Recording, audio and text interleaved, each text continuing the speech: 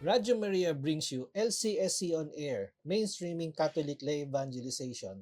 Sabay-sabay natin palawakin kung paano kilalanin si Kristo, isabuhay si Kristo, at ipamahagi si Kristo. Mula sa mga laiko, para sa mga laiko. Let us all meet Christ, live Christ, and share Christ. Mga kalakbay, kamusta kayo? Nandito na naman ulit tayo sa ating episode ng LCSC on Air dito sa Radyo Maria, Bringing Christ into Your Home. Bago tayo magumpisa sa ating episode, I invite you muna into a prayer. Let us put ourselves in the presence of our Lord. In the name of the Father, and of the Son, and of the Holy Spirit. Amen.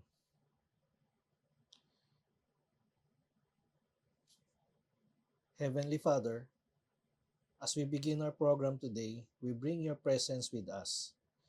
We speak your peace, your grace, your mercy, your perfect order into our daily tasks. We acknowledge your power over all that we will be doing, speaking, thinking, and will be deciding within these walls. We commit to use them responsibly in your honor. Give us a fresh supply of strength to do our daily tasks. May all the things that we do may bring you glory. Lord, when we are in doubt, please guide us. When we are weak, give us strength. When we are burned out, infuse us with the light of the Holy Spirit. May all the work that we do and the way we do it bring faith, joy, and a smile to all that we come in contact with every day. Lord, we thank you for everything you have done, everything you are doing, and everything you are going to do. We thank you for the gifts you have blessed us with. In the name of Jesus we pray, with much love and thanksgiving.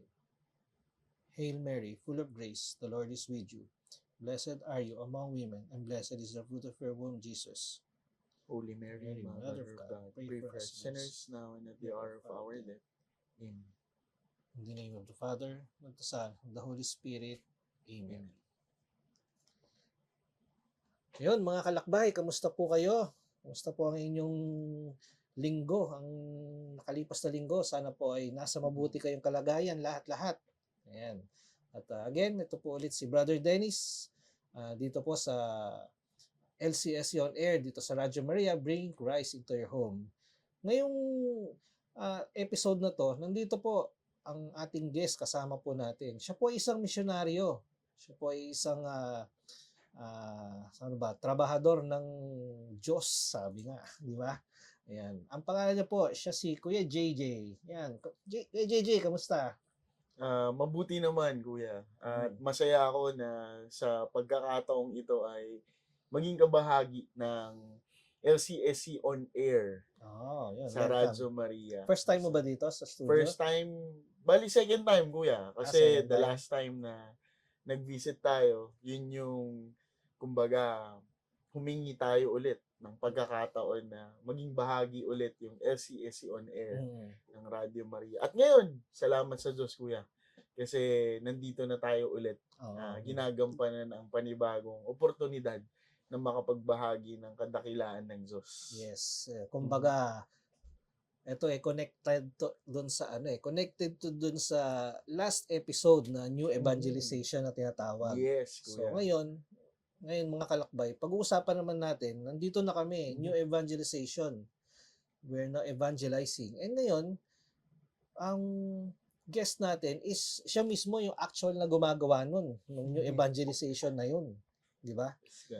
Yun ang maganda ngayon sa pag-uusapan natin.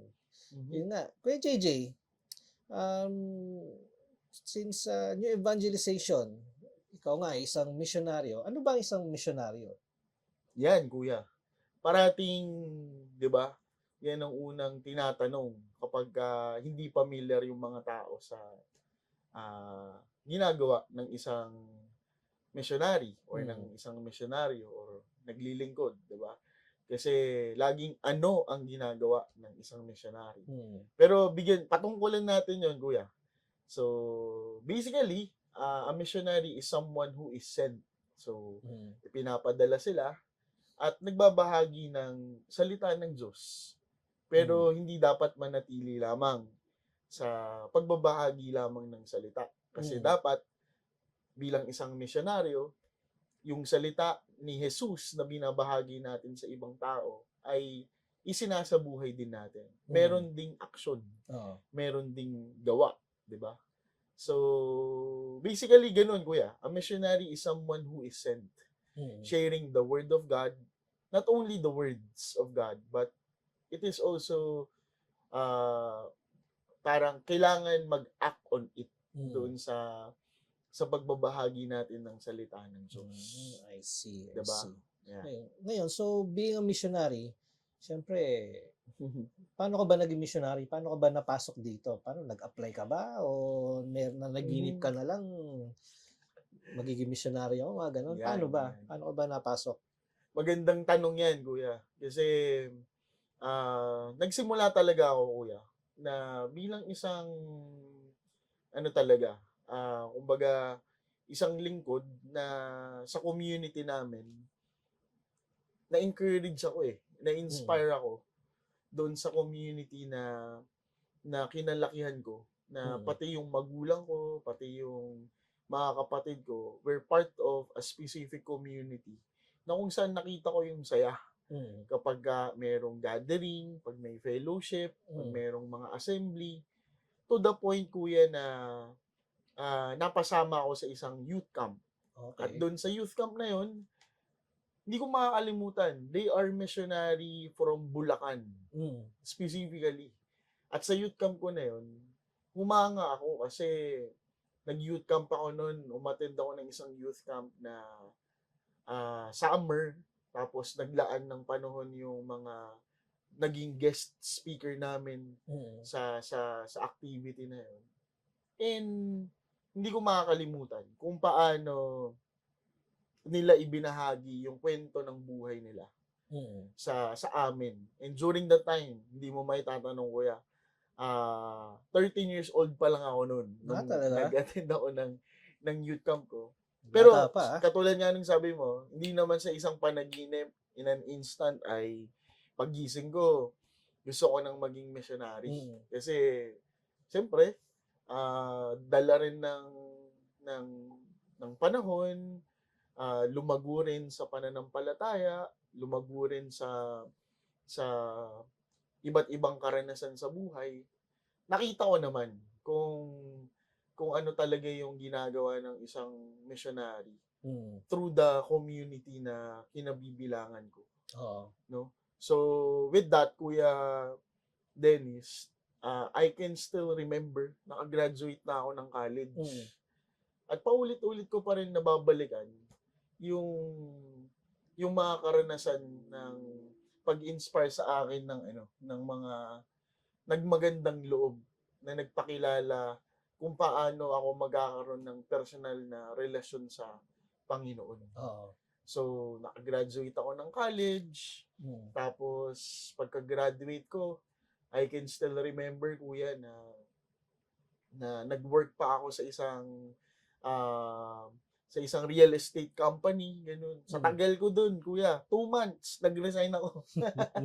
Dahil, kumbaga, hindi ko lang nakita, kuya, yung sarili ko na tatagal ako sa ganoong parang hindi yun ang calling mo. Trabaho. Tama, kuya. Perfect word. Hindi doon ako tinatawag ng Diyos. And sabi ko kay Lord, I want everyday learning. I want an everyday encounter with you. Kaya, after nun, kuya, pagka-resign ko, nag-aaral ulit ako. Para naman maging isang guro. Talaga? Oo, kuya. Anong subject? Values education. Values during that education. time, kuya. Kaya, nung natapos ko yung units ng education, apply ako, kuya, sa isang private school sa amin, sa Tanay Rizal, St. Teresa School. Tapos, within that school year, kuya, kumbaga, lahat ng karanasan, kapag nagmi-mission ako outside, pagka weekend, yun din yung naibabahagi ko sa mga estudyante ko. Kasi pasok naman, values education Kaya, dumating talaga yung pagkakataon na nagkameron ako ng opportunity to really share the love of God. Yes. And at my best, parang mga na-experience ko sa mission, yung ma-evangelize talaga at magkaroon ng paglago yung mga naging estudyante ko. To the point, kuya, na ang tawag nila sa akin ay Sir Kuya. Sir Kuya, no? Kasi some of them, na-invite ko rin to join the the community, Mm. ganyan. Kasi nakita ko naman na talagang nakapagpalalim, kuya, ng faith ko. Pero Okay. towards the end, kuya, of the school year, nakita ko uli yung sarili ko na parang may mas malaki pang tawag sa akin ng Panginoon. And that Okay. is to be a Catholic lay missionary. I see. So, right after I pass the board exam, kuya, Mm. ng licensure examination for teacher, Mm. nung tinawag ako ni Lord to become Catholic lay missionary, I said yes to Him. Yun ang pinili mo. Pinili ko yun, kahit alam ko, uncertain yung future. Pero, sabi nga natin, kapag tinawag ka ng Diyos. Mm. And praise the Lord, kuya. This year, 2025, Mm. milestone. Kasi it's been 10 years At? of God's faithfulness na hanggang ngayon, since I said yes 2015, up until right now, I celebrate God's faithfulness in my life for 10 years, being a full-time Catholic lay missionary. Parang, di ba, sabihin mo, 10 years, parang tagal na, di ba? Yes, Pero, kuya. syempre, kung ini-enjoy mo yun, tsaka kung yun siguro yung calling mo is, Amen. hindi mo maiisip na 10 years na pala. Yes, yes. Di ba? So, basically, yung 10 years na yun, being a missionary, ano ba, what is a day of a missionary is? Ano ba yung basic ginagawa ng isang missionary? Well, syempre, basically, kuya, pinakang common na dapat taglay ng isang missionary is yung pakikipagdiig niya sa Panginoon. Diba? So, first and foremost, merong paggising sa umaga, yung prayer time. Yes. That is very important. Kasi that is an opportunity to listen to God para magabayan ka, mabigyan ka ng sapat na lakas, ng inspirasyon na magpatuloy sa ginagawa mo at magkameron ka ng lakas ng loob na maging Jesus ka sa ibang tao. Di ba? Tapos, after nun, kuya, syempre, meron din kaming papasok sa opisina. Tapos, pagpasok sa opisina, nagkakameron, kuya, ng mga coordination meeting. Siyempre, kailangan pag-usapan kung ano yung weekly schedule mo. Kung saan ka magbibigay ng formation, ng sharing, 'di ba? Kung kailan yung schedule mo na meron kang mga taong kakausapin na nanghihingi rin ng guidance, ng spiritual advice, ganyan. So, parte rin, kuya, ng buhay ng isang misyonaryo. Siyempre, yung sacramental life. That is very important. Which is attending the Holy Mass and at least once a month nakakapag-kumpisal para nananatili sa estado ng grasya. At yun din yung nagbibigay kasi sa akin personally ng sapat na lakas ng loob na magpatuloy parati sa pagbabahagi kay Kristo sa ibang tao. Hindi siya madali, pero sabi nga natin, kung mahal mo yung ginagawa mo at mahal mo ang Diyos, siya rin yung magbibigay sa'yo ng lakas ng loob para tumagal. Yung 10 years nga, kuya, parating sinasabi pag matagal na yung ginugugol mo sa isang trabaho or sa ginagawa mo, pwedeng sabihin na malayo na, pero malayo pa.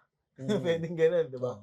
Kuya. Kasi marami pang pwedeng sorpresa at karanasan na pwedeng ibigay ang Panginoon. Yun, kuya. Di ba? So parang dali lang pala eh. Diba? Mga kalakbay, parang ang dali lang pala ng buhay ng isang misyonaryo. Di ba? So, yun. Siguro, bago tayo magpatuloy sa ating episode, siguro, we'll have a break. Parinig ko itong isang kanta na original to ng isang community ng Missionary Families of Christ. Pakinggan natin ito at panoorin natin. Babalik kami.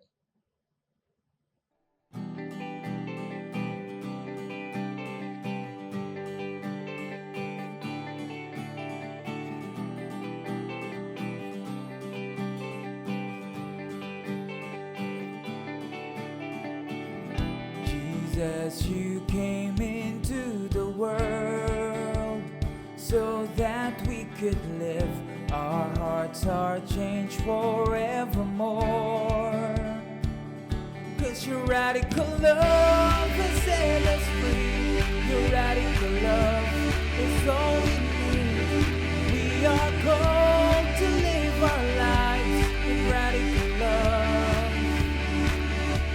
Your radical love has set us free. Your radical love is all we need. We are called to live our lives in radical love. Your radical love.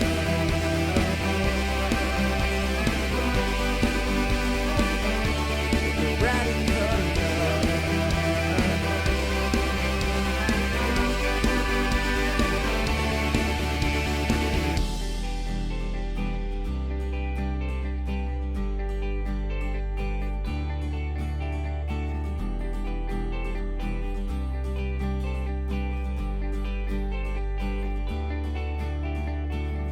Jesus, you came into the world and showed us how to live.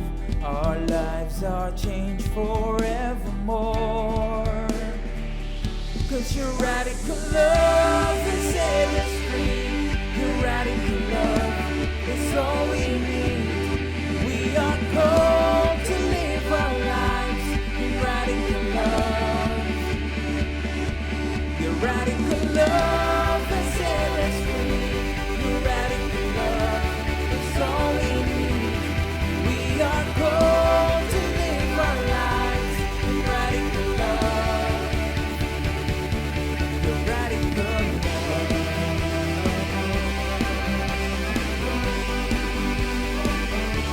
Your radical love.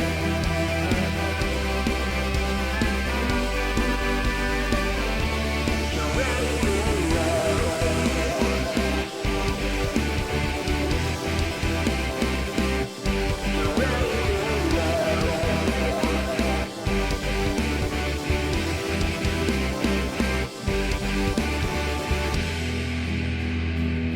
Cause your radical love has set us free.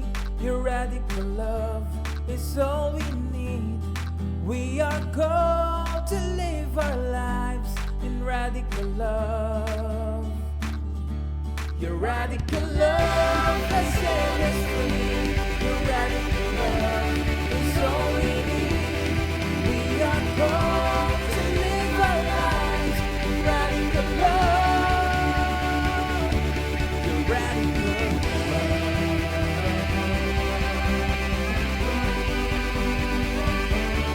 Your radical love.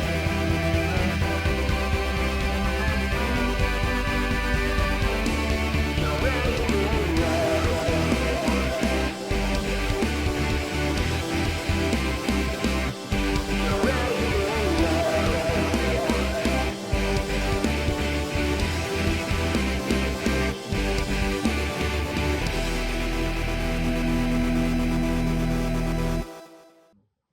Muling nagbabalik ang ating programang LCSC on Air dito sa Radyo Maria, Bringing Christ into Your Home. So sa mga ngayon pa lang nakapag-subaybay sa ating programa, ang guest po natin ay isang missionary, si JJ. Yan. Okay, so yun nga, kanina pinag-usapan natin is yung what is a day of being a missionary. Ngayon naman, kay JJ, di ba, lahat tinatawag bilang isang misyonaryo, bilang isang evangelizer. And di ba mahirap yun? I mean, ano ba yung mga struggles ng being a missionary? Ano ba yung mga nararanasan mo na nakakapanghina sa'yo? Yan, kuya. Magandang tanong na naman yan, no, kuya, sa kwentuhan natin. Well, unang-una, kuya, siguro, yung struggle ng isang missionary, nandyan siyempre yung hindi may iwasan siguro unang-una yung comparison. Mhm. Pagdating ba sa mga pagkakataon na minsan mapapaisip ka, Mhm. yung mga kasabayan mo na kumbaga college pa lang noon, Mhm. 'di ba? Nabanggit ko nga kanina na I am a teacher by profession. Mhm. Tapos as you look back, pag titingnan mo yung estado ng buhay ng ibang tao, Mhm. may mga nakakaangat, ganun. Mhm. Dahil nga pinurso talaga nila kuya yung career nila. Oo. Pero dahil nga tinawag ako ng Panginoon at pinili ko ang tumugon sa Kanya, Mhm. isa sa mga struggle is yung, siyempre, financially, kuya, Mhm. na sa pagiging isang misyonaryo, hindi ka talaga yayaman. Mhm. Dahil monetary allowance lang ang Mhm. naibibigay sa'yo. Hindi ito katulad ng kung ano yung monetary compensation na naibibigay ng kumpanya sa mga ibang profesyon na Oo. talagang yun naman ay talagang nararapat dahil yun ay secular job. Yes. Pero ang pagiging isang missionary ay umaharap talaga kami sa financial difficulty. Pero sapat ang grasya ng Panginoon.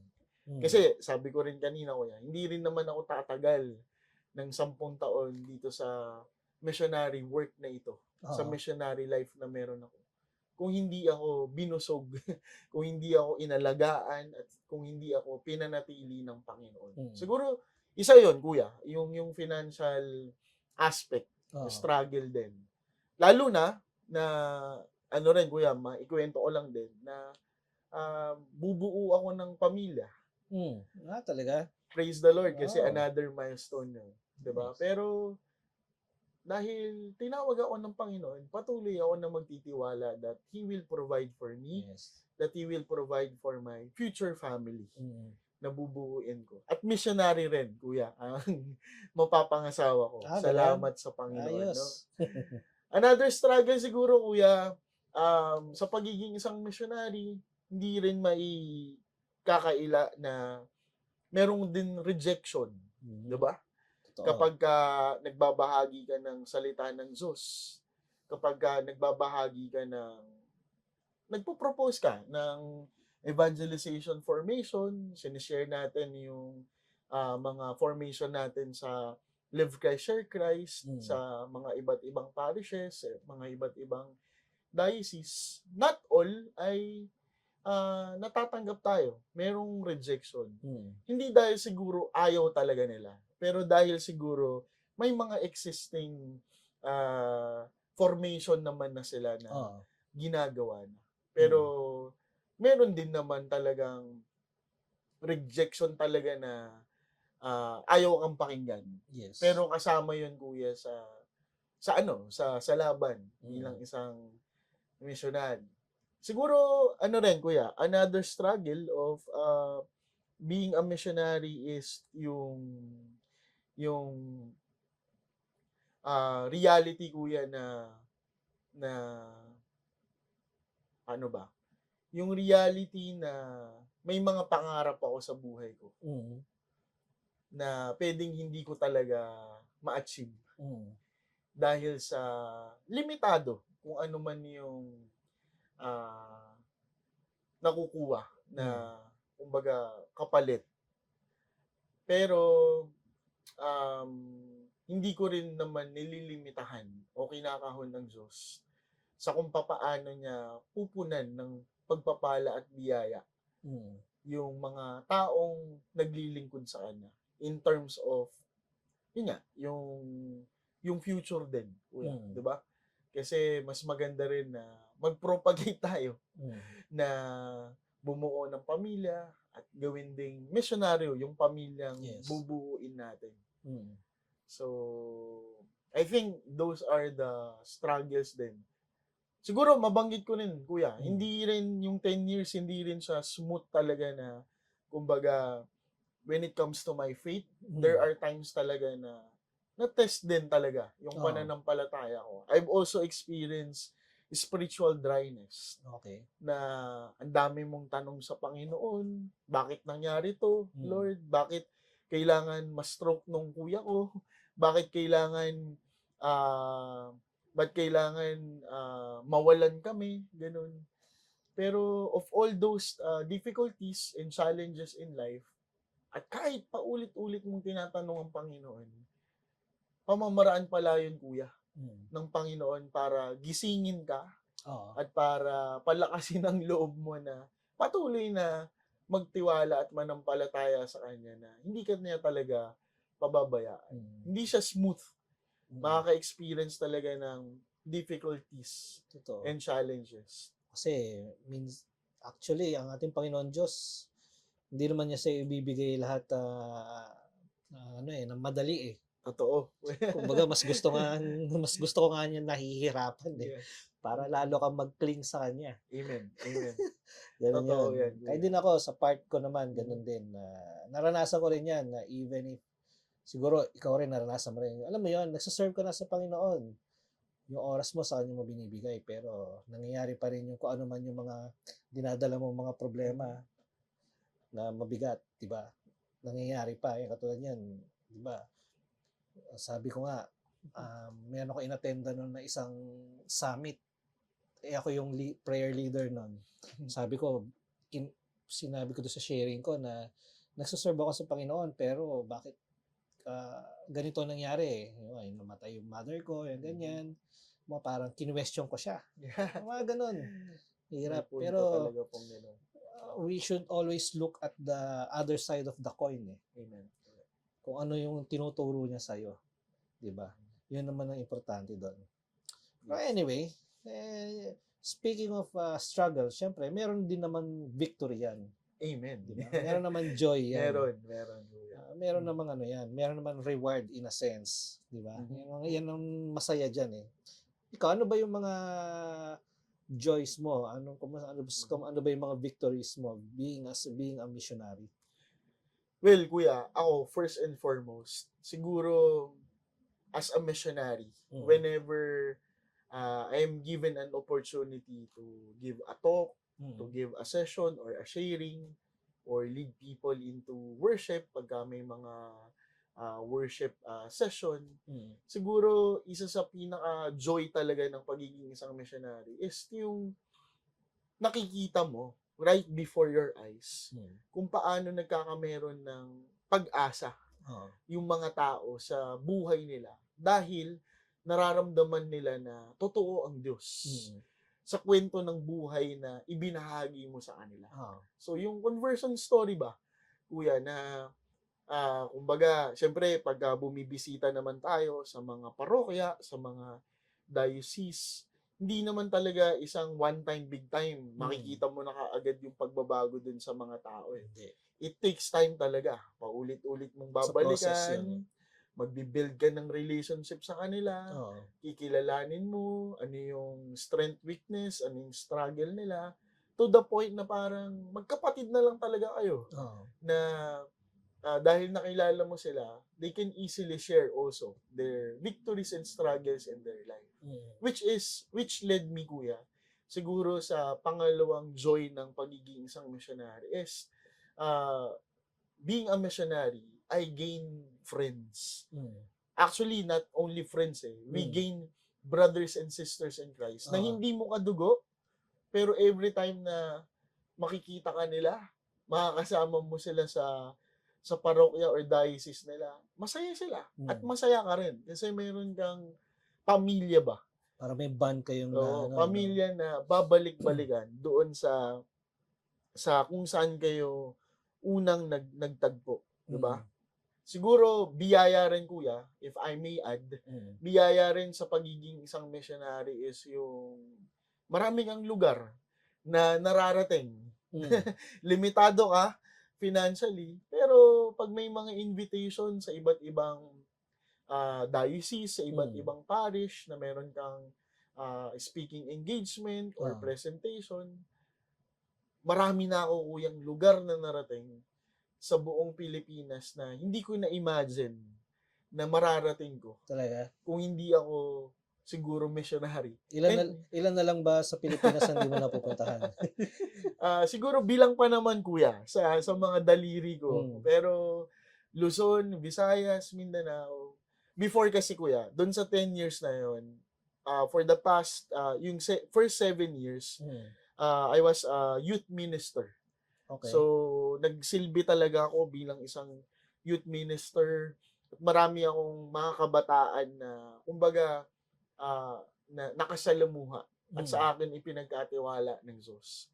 Pero yung 3 years up to now ng pagiging isang missionary, nasa work with the poor ako. Nasa social work Okay. ako ng Missionary Families of Christ at ng Live Christ Share Christ. At sa pamamagitan nun, kuya, mas, alam mo yun, mas lumago ako.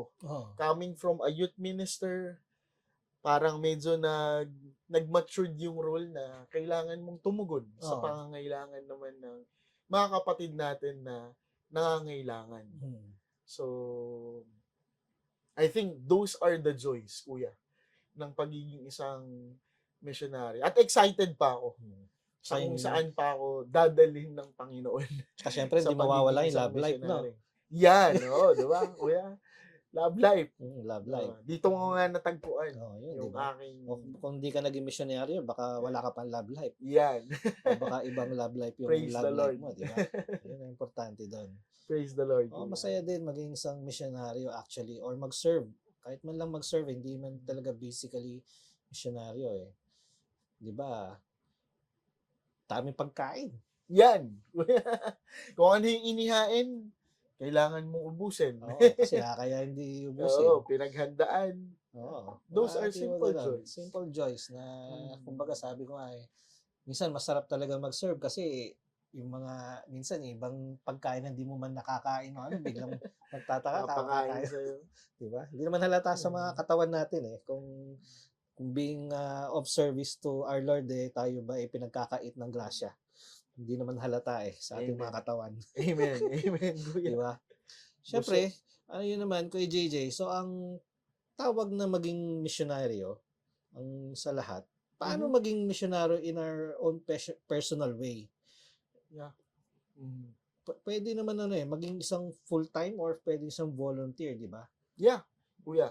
Tayo, bilang isang Katoliko, di ba? Sabi naman natin, kuya, ang bawat isang binyagang Katoliko, tayo ay inihahayo. We from the very beginning na tayo ay bininyagan, we have this mission to really share the word of God. Sabi nga natin, di ba? Doon sa Matthew 28:19, go therefore and make disciples of all nations.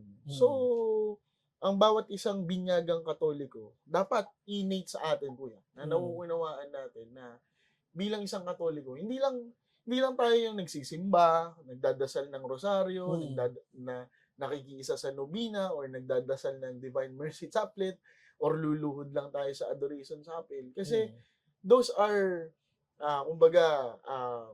concrete way natin para lumalim yung personal nating relasyon sa Panginoon.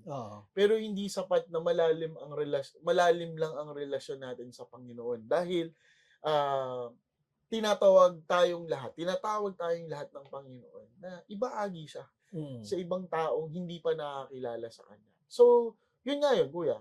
Pwede kang maging lay missionary, kung nagsiserve ka sa parish mo bilang choir member, bilang lector commentator, bilang lay minister, or bilang parte ng Knights of the Altar, 'di ba?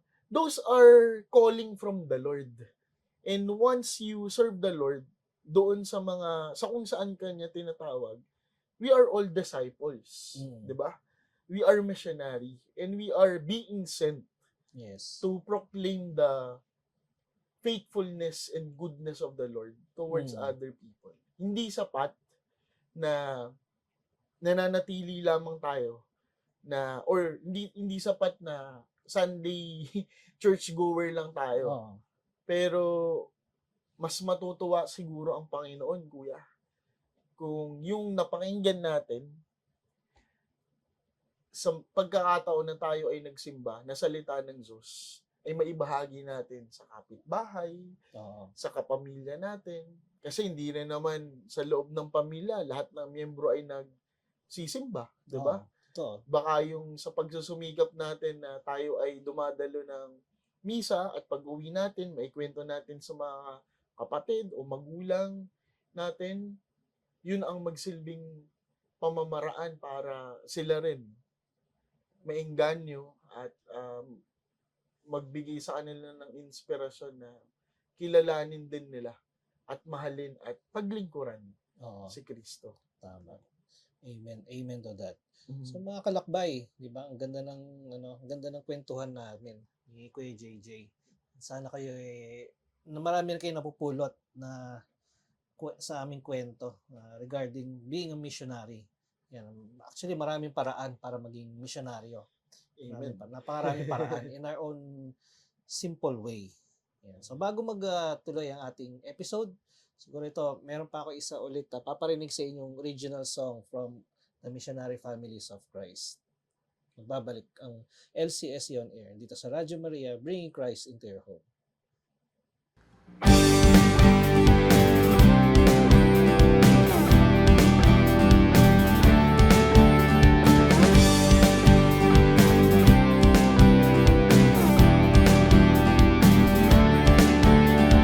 Hallelujah, hallelujah, with you I am not alone. Hallelujah, hallelujah, in you, Father, I am home. I will praise you all my days. Great and wondrous are your ways. You give me strength when I am weak. What more is there for me to see? Your breath of life created me. Your plans are best, your love is free.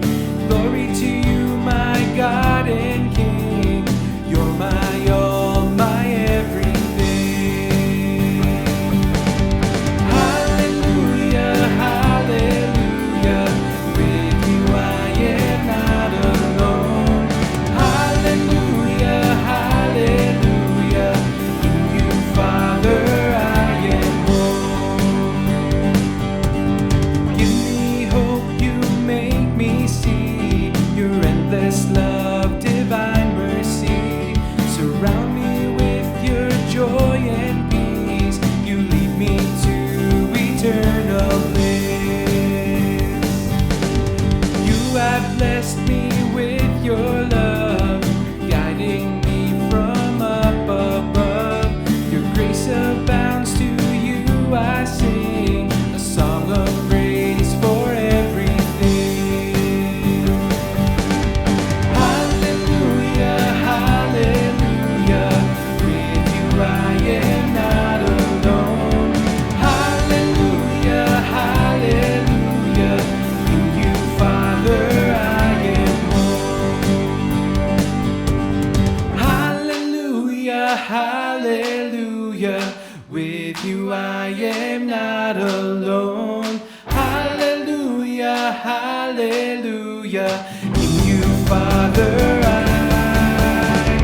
Hallelujah, hallelujah, with you I am not alone. Hallelujah, hallelujah, in you, Father, I am home.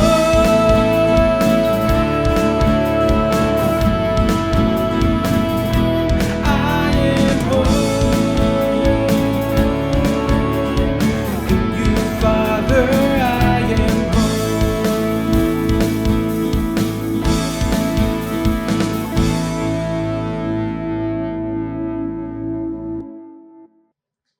Okay, muli nagbabalik ang LCSC on air dito sa Radyo Maria, bringing Christ into your home. Yan. So mga kalakbay, yung nga pinag-usapan namin ni Kuya JJ, ang being a missionary. Isang misyonaryo. So ngayon, Kuya JJ, being a missionary, specifically, ano bang ginagawa mo ngayon? Yan. Kuya, specifically sa Live Christ, Share Christ, Okay. I was tasked to head the one of the pillar of the LCSC.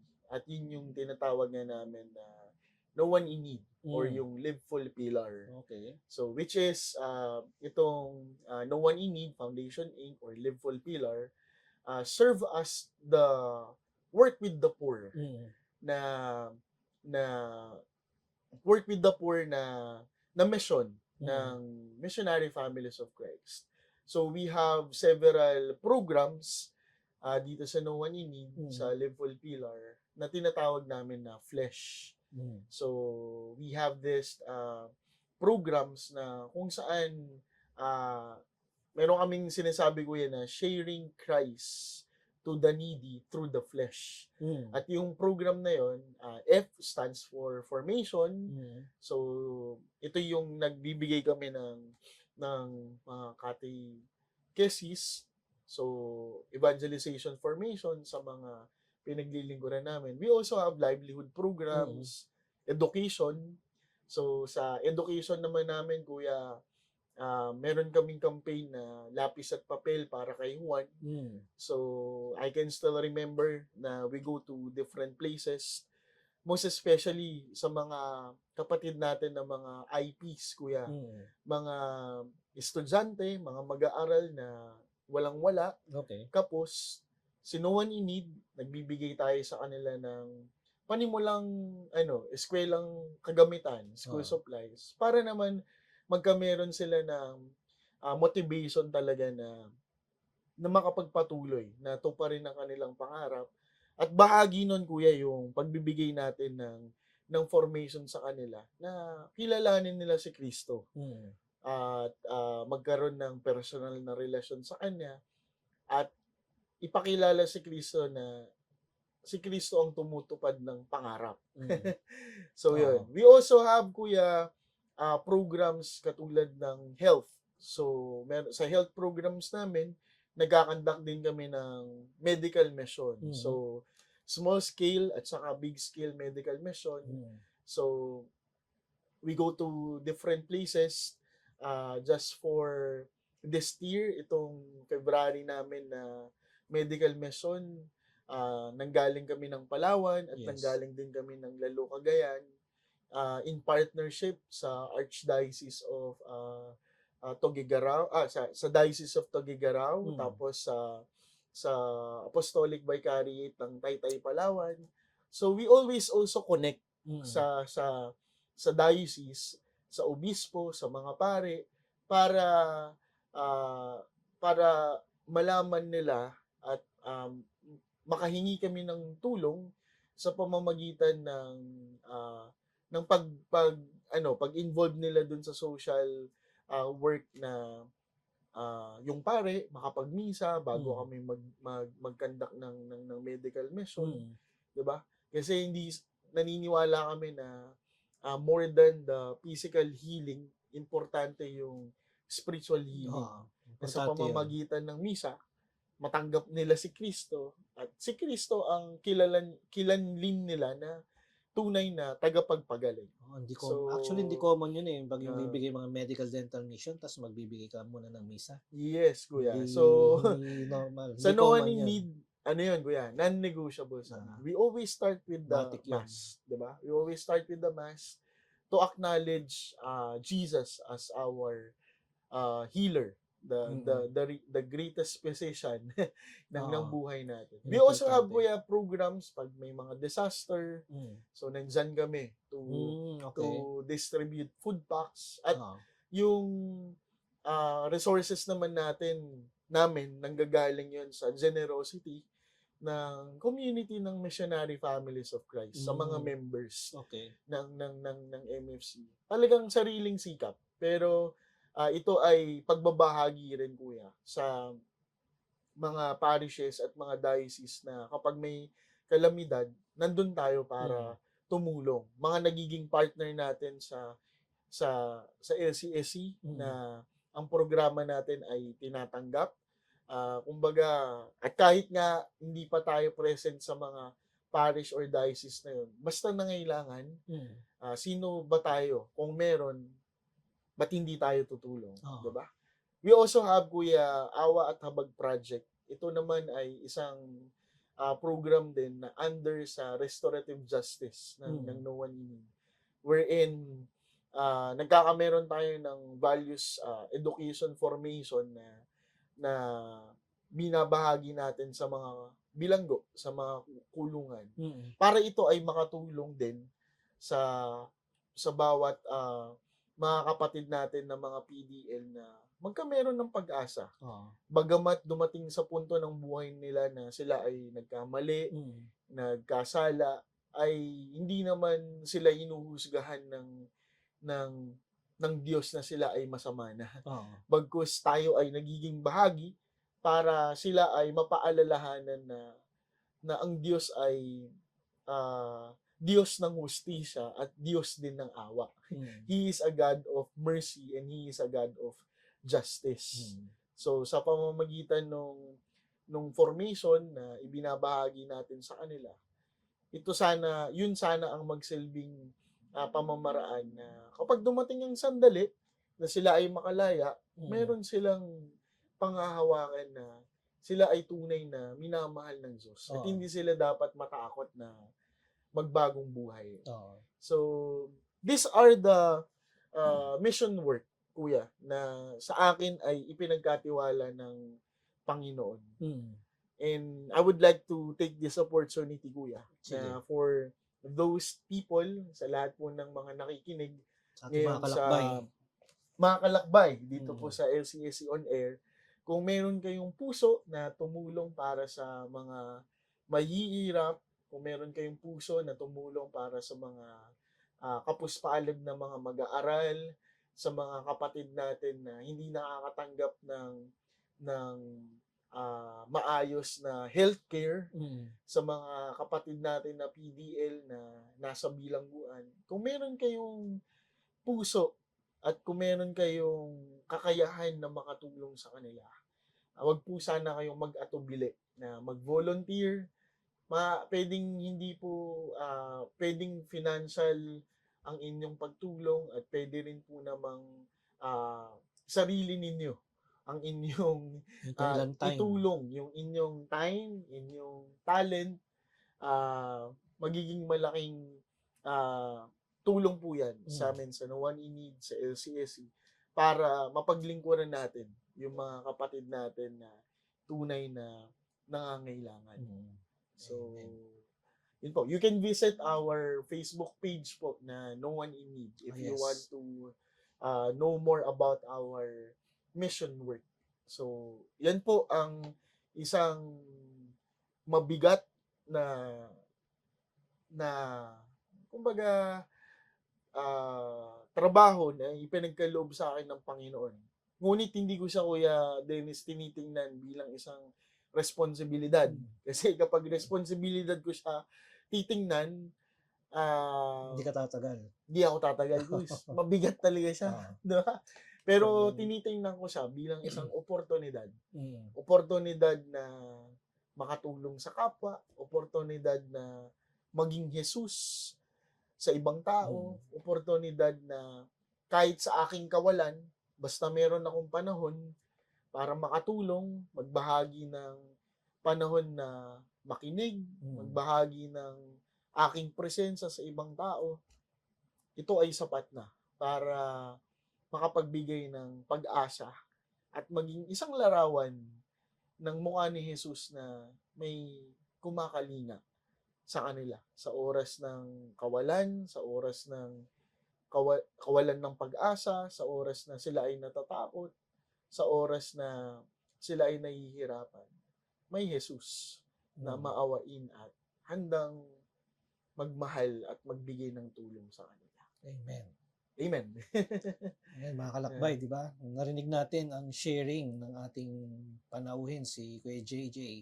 And yun, sana marami tayong napulot, na-inspire tayo sa kwento ni Kuya JJ sa ating episode ngayon. And again, masyado mabilis ang ating oras. Yan, Yeah. marami ko pa sana Bitin, gustong... boys. Meron pa akong mga 5 tanong kay Kuya JJ, kaso baka abutin tayo ng 3 oras. Yan. Masaya. Sa susunod masaya. na lang. Susunod, pabalikin na lang natin si Kuya JJ Bakit dito. hindi, kuya? Diba? Ayan. So mga kalakbay, again, salamat sa inyong pagsubaybay sa ating programa. And sana patuloy inyong pagsubaybay sa ating programang LCSC on Air dito sa Radyo Maria. And mga kalakbay, patapos nating episode ngayon, pero bago matapos, siguro invite ko si Kuya JJ para mag-lead sa ating closing prayer. Sige po. We put ourselves in the holy presence of God, in the name of the Father, and of the Son, and of the Holy Spirit. Amen. Yes, Heavenly Father, we praise you and we thank you for allowing us to listen to your words sa pagkikinig namin sa LCSC on air ngayong araw na ito. Salamat din, Panginoon, sa mga inspiration. Salamat sa kwento ng buhay na ginagamit mo para magbigay ng pag-asa sa ibang tao. And in a very special way, Lord, nililift up po namin sa inyo lahat ng mga taong nakikinig ngayon na may pinagdadaanan na problema, na may pinagdadaanan, Panginoon, na mabigat na dalahin, Panginoon, sa kanilang buhay. Bigyan mo sila, Panginoon, ng kagaanan, ng kalooban. Bigyan mo sila, Lord God, ng kalayaan na kailangan nila upang sila ay makaalpas, Panginoon, sa mabigat na hinaharap nila. Kung meron man sila, Panginoon, na mabigat na karamdaman na dala-dala, Panginoon. Ikaw, Panginoon, ang magsilbing tagapagpagaling nila. At paghilumin mo, Panginoon, at pagalingin ang lahat ng mga nararanasan nila na karamdaman sa kanilang buhay. Ikaw, Panginoon, ang magbigay din sa kanila, Panginoon, ng pagmamahal, ng kapatawaran sa lahat ng kanilang mga nagagawang pagkukulang at pagkakamali sa kanilang sarili, sa kanilang kapwa, at laban din sa iyo, Panginoon. At nawa, Panginoon, sa lahat ng mga taong sumusubaybay sa LCSC on Air, ikaw, Panginoon, ang magbigay ng pagpapala, ng biyaya sa lahat ng mga taong nakikinig. At ikaw, Panginoon, ang magsilbing pag-asa ng bawat isa sa kanila. Na sa pamamagitan, Panginoon, ng mga kwento at pagsubaybay nila, Panginoon, dito sa LCSC on Air, ikaw ang boses at tinig na naririnig nila.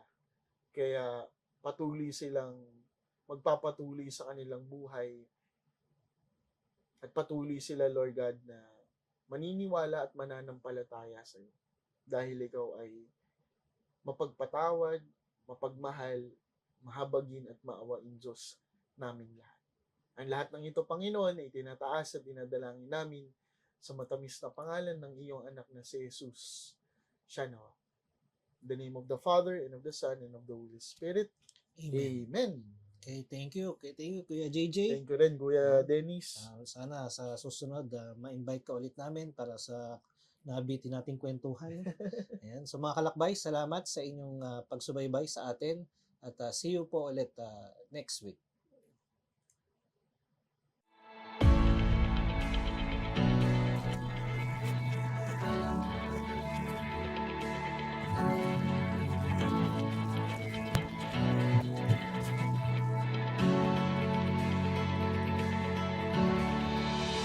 We rejoiced and celebrated.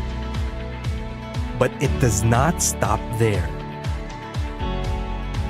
The mission must continue to move forward with greater intensity and passion. It's no time to stop and wait for things to happen. It's now time to be zealous. It's no time to be complacent and lukewarm. It's now time to engage more and go out there. It's time to tap even more unto the power and strength of God. It's time to abandon it all for the sake of the call. It's time to be trailblazers for the new evangelization. The evangelized need to be the evangelizers. The mission must be truly rapid and massive. We are losing Catholics by the day. We must make a stand and be part of the new evangelization.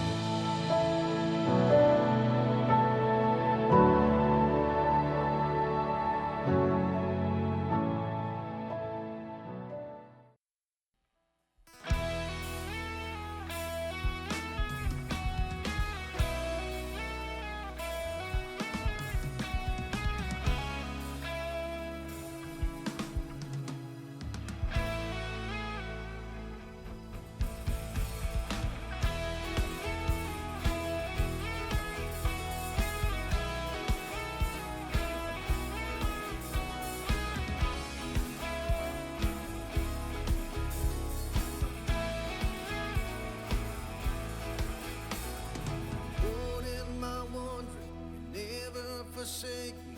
You always remind me to trust and remember your name. 'Cause you never change. Storms of